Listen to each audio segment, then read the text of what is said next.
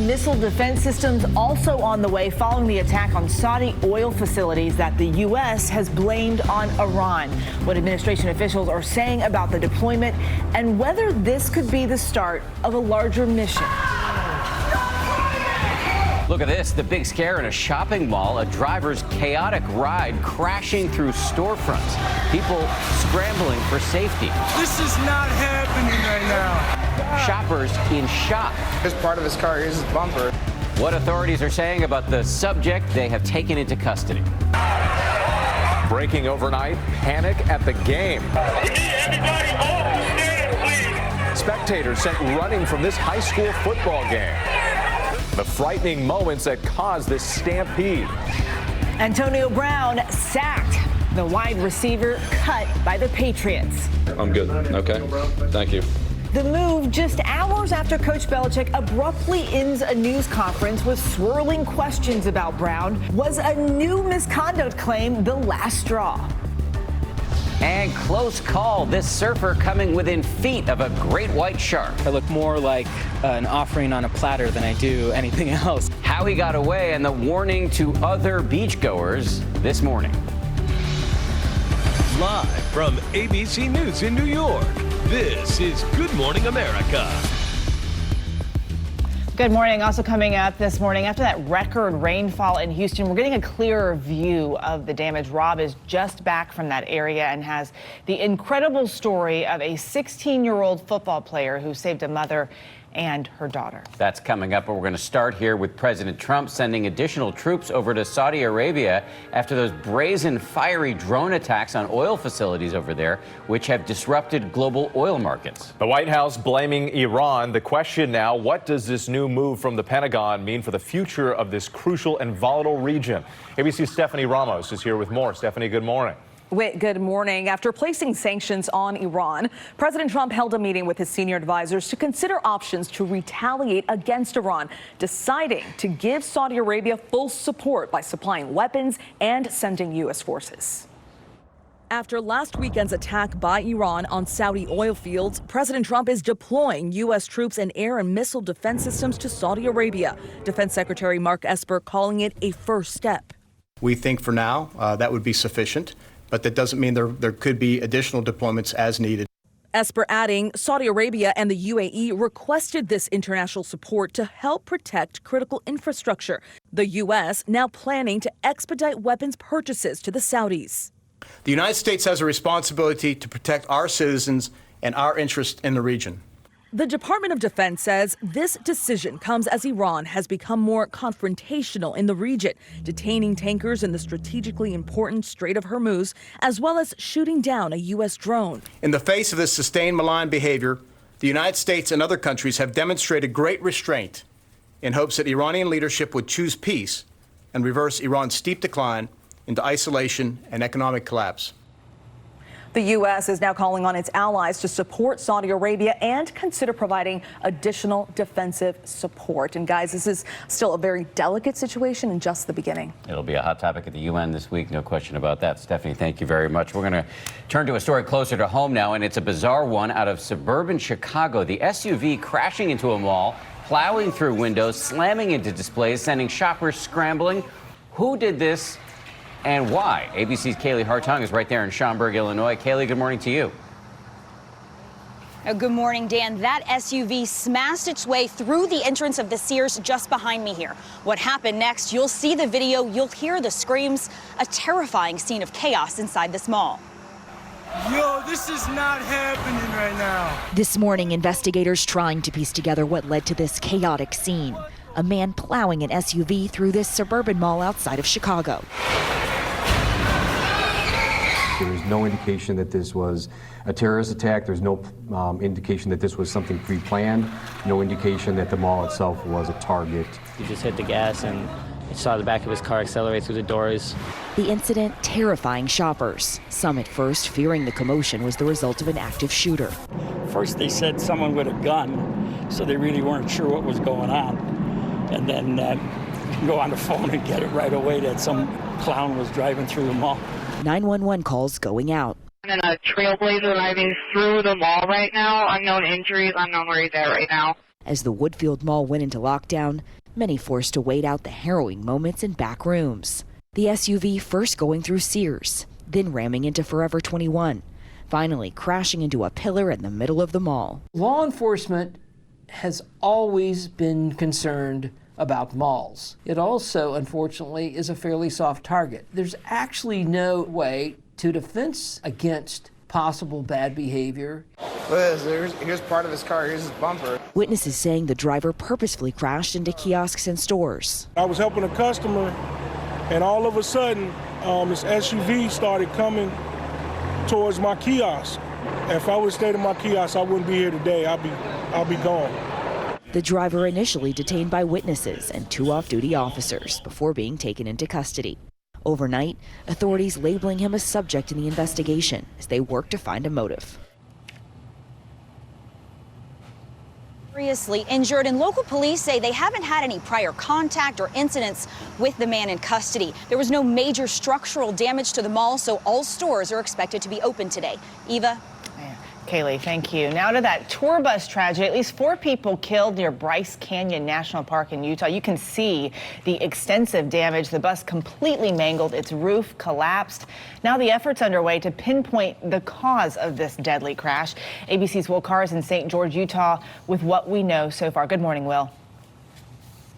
This morning, a horrifying look at a fatal Utah tour bus crash that left 4 people dead and as many as 15 with critical injuries. This is a tragic scene. The NTSB sending a 10-member team to the crash site to launch its safety investigation. The bus driving eastbound on State Route 12 near Bryce Canyon National Park Friday afternoon. Officials say the bus lost control when making a slight turn, then crashed into a guardrail. The collision caused the bus to roll over, ejecting passengers.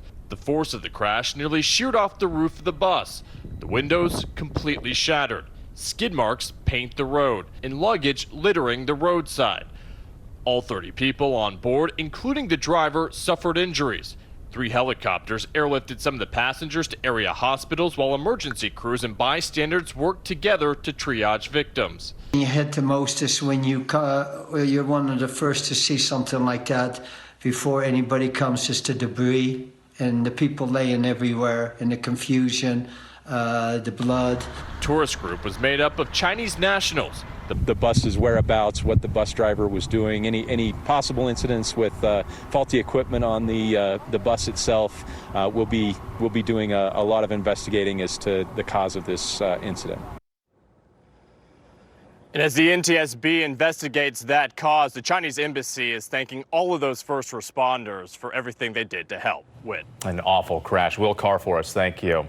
Walmart making news this weekend with its decision to stop selling e-cigarettes. The nation's largest retailer says once it sells its current stock of vaping supplies, it won't order any more. The new policy also applies at the company's Sam's Place locations. Walmart cited growing federal, state, and local regulatory complexity in making the decision. The stores will continue selling traditional cigarettes, smokeless tobacco, and nicotine gum. And in Boston this morning, the family of the Boston gangster Whitey Bulger says they're planning to sue the government for his death. Last October, Bulger was transferred to a federal lockup in West Virginia. He was attacked within hours of his arrival, and he later died. His family claims Bulger was deliberately placed in harm's way. In their official notice of claim, Bulger's surviving family members say they will be asking for $200,000 in damages. Now to breaking news. Overnight chaos erupting on a high school gridiron. Spectators sent running. Overnight panic cutting short a Philadelphia high school football game. We need everybody off the stand, please. Thank you. Everybody off the stand. This video showing the moments hundreds of people went running for their lives after shots rang out. The announcer trying to calm the terrified football fans. We can have everybody on the stand, so please relax. You can sit back down. Outside the stadium, 2 teens shot. The people who were at the stadium, both the security, the police officers, and those that were present, are all trying to be helpful, but I think it was just such mayhem when the shooting rang out that nobody saw anybody with a gun. This comes on the heels of other scares at high school football games. Just weeks ago in Pittsburgh, gunfire broke out at a game. One person shot, the stadium evacuated. And earlier this month in Alabama, a football coach ordering his players to take cover, laying on the ground after hearing what sounded like gunshots. It turned out to be nothing. And this is the 5th week in a row a shooting has taken place during a high school football game. So a lot of concern and people on edge. Yeah, I mean, how can you blame them for freaking out given all of the high school school shootings we've seen? You heard the PA announcer telling people everything's fine, sit back down, but nobody was listening. They were getting out of there. Exactly. That's right. All right. Now to President Trump and that growing firestorm over a call with a foreign leader. The conversation in question believed to be with Ukraine's new president, and whether Trump brought up his potential 2020 challenger, Joe Biden.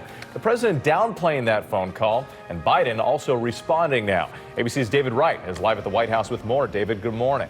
Good morning, Whit. The White House is pushing back on those reports that the president pressured a foreign government to dig up dirt on a political rival. President Trump calls that a political hack job, that story. But as new details emerge, there are some big questions.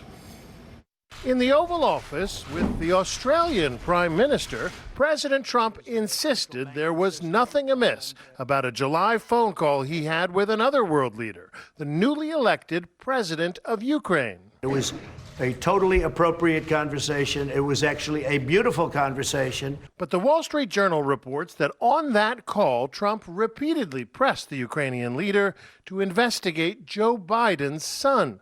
Hunter Biden served on the board of a Ukrainian energy company when his father was vice president. Did you discuss Joe Biden, his son, or his family with the leader? It doesn't matter what I discussed. The issue seems to be at the heart of an extraordinary whistleblower complaint about the president from a U.S. intelligence official who told the inspector general he was troubled by what he heard on that call. Ridiculous story. It's a partisan whistleblower. I shouldn't even have information. I've had conversations with many leaders that are always appropriate. But the inspector general found the whistleblower's complaint to be credible. It's now the focus of the latest tug of war between the Trump administration and congressional Democrats. Late last night, former Vice President Biden tweeted a statement saying, if these reports are true, then there is truly no bottom to President Trump's willingness to abuse his power and abase our country. The president should start to be president. Biden is calling on Trump to release the transcript of that call. House Speaker Nancy Pelosi says that by refusing to release the whistleblower complaint, the administration is entering what she called a dangerous minefield with serious repercussions. But for now, the Justice Department and the Director of National Intelligence are refusing to do so. Whit? And David, a lot of reaction to this. It's already having an impact over the debate over the impeachment investigation. That's right. Overnight, Senator Elizabeth Warren, among others, called on members of Congress to, as she put it, do your constitutional duty and impeach the president. There's a lot of disagreement in Congress over whether or not to proceed with an impeachment proceeding. And bottom line, though, the Democrats simply don't have the votes to remove the president. Whit? All right, David Wright at the White House for us. Thank you. Hundreds of thousands of people, most of them quite young, hitting the streets all over the world to sound the alarm over climate change. You can see the huge crowds here. They marched in such cities as New York, Paris, and Sydney. All told, 2,500 protests in more than 150 countries. Organizers of the so-called climate strike say the streets of Melbourne, Australia, Berlin, and London each had more than 100,000 protesters marching, they say, for the future of the planet and the people who live on it. Well, now to the devastation in Texas. Water rescues around the clock as crews urgently search for people trapped by Imelda's floodwaters. Now, after days of extreme conditions, residents are getting a clear look at the extensive damage. ABC senior meteorologist Rob Marciano is just back from that area, and he's here with us now. More on this catastrophic weather event. Good morning to you, Rob. Hey, good morning, Eva. And you know, these heavy extreme rainfall events like Harvey and Imelda is a signal of a warming climate. Now that moisture is heading up towards the north, and the water's painfully receding slowly across parts of southeast Texas. Those folks are still reeling from the impacts of this slow-moving system. This morning, Imelda's death toll rising. Now 5 fatalities at the hands of this relentless storm. Parts of southeast Texas engulfed by more than 43 inches of rain. The tropical storm inundating streets, swallowing cars, and blocking traffic for those trying to get out. Officials and volunteers out helping the hundreds trapped in floodwaters, including an improbable rescue of a mother and daughter stuck in this ditch. All I seen is her vehicle hit that water, and I'm thinking, oh my God, I'm gonna stand here and watch this woman die. A 16-year-old football player saving the day. I see her pick up her baby's head. I could tell she didn't know how to swim. So I jumped into the water, I grabbed her by her waist, and I pushed her up, making sure she was on dry land and grass. For the Wilcox family, Imelda's impact is close to the catastrophic flooding from Hurricane Harvey. You've lived in this whole house. You went through Hurricane Harvey, and this home was flooded less than 2 years ago. What's it like to have it happen all over again? It's honestly devastating to how much work that we put back into it after Harvey. It really hurts that it's just gone so quickly. Over 2 feet of flood water pouring into their home. So everything at our level is new. Yes, all the walls, all of this is new, everything. And most of that is ruined again. They'll be replacing that, as will hundreds of other victims from this tropical system. The waters are receding, but the cleanup now begins. Some of that moisture being drawn northward into this frontal system, which now we have flash flood watches that are posted for eastern parts of Kansas, including Kansas City, up through now including Chicago and Milwaukee. And some severe weather with this, too, as some thunderstorms rolling last night across the Dakotas. But here comes the moisture, here comes this front. Yeah, there's cold air behind it, but we're more concerned with how slowly it's moving and some of the storms that are going to fire ahead of this. Some strong winds, large hail, maybe a tornado or two from Wichita through Kansas City, Des Moines, maybe in through northern Minnesota as well. But I'm more concerned with the several rounds of rain that will fire along this front. Kansas City will get a couple of rounds, Des Moines as well. Not going to be a nice weekend in Chicago. The rains will begin later on this afternoon and kind of probably last through tomorrow as well, getting towards Detroit. And we're going to see some pockets of 4+ inches of rainfall, and that could very well be enough to flood some of these areas. Certainly a wet weekend from Oklahoma City all the way toward Detroit. We're in the heart of hurricane season here, so we've got a strong wave coming off Africa, a couple of more here, and then Jerry's going to make a run at Bermuda later on Tuesday into Wednesday after dealing with 100-mile-an-hour winds from Umberto. That is the latest on what's happening nationally weather-wise. Here now is a look at your local forecast. Hello, and expect a hot weekend ahead of us. 88 degrees on your Saturday, near 90 degrees tomorrow. We're looking at mainly dry conditions. With that being said, a couple of showers will be possible in the mountains this afternoon. We're also around 10 degrees at least above normal this weekend. That looks to continue as we get early next week. On your Monday, 91 degrees. It will be hot. Could have a chance for an isolated evening shower with a cold front. That should dip temperatures back in the lower 80s Tuesday and Wednesday. The ladies on the desk have decided that they're very comfortable with the name Hurricane Jerry. There's something funny about until it. it hits It's your not house. funny, but like Exactly. the name. Right. You can trust a Jerry. Yeah. Well, now he's just a tropical storm, Right. and hopefully Right. we'll miss Bermuda. My advice is don't trust this Jerry. Yes. Yes. Good point. Maybe not. Generally a twisting storm in the ocean. I like a bad it. idea. Don't trust. Yes. Always looking out. Moving right along. Now on an Iowa State University football fan in his good-humored plea for beer money that went viral and became a big bucks fundraiser. Check this out. If you watched ESPN's College Game Day last weekend, you might have seen Carson King's tongue-in-cheek sign that read, "Busch Light beer supply needs replenished." And he even listed his Venmo account info so people could give him money. He figured he might maybe score enough cash for a case of beer. He was wrong, and a lot wrong. He decided that he would donate all the cash that everyone sent to him to the Iowa's Children's Hospital. And then Anheuser-Busch and Venmo each decided they would match the money dollar for dollar. As of this morning, that sign raised matching donations from Anheuser-Busch and Venmo racked up more than $822,000. And yesterday, this is the best part, Anheuser-Busch gifted Carson with a 1-year supply of his favorite beer brand in those customized cans with his picture on the front. So he got his beer money after all and did a lot of good on the way. For a year. Yeah. And his face on the beer. I know. But he might want to upgrade his taste in beer. Of course. Coming from a man who doesn't drink beer. Yeah, well, I used to. Anyway. What were you going to say, Robert? A Busch Light, Natty Light's all good stuff. Yeah, there's a lot of people who won't complain about it. I'm getting ready to hear your complaints on Twitter all day. Bring them in. Now to an amazing moment.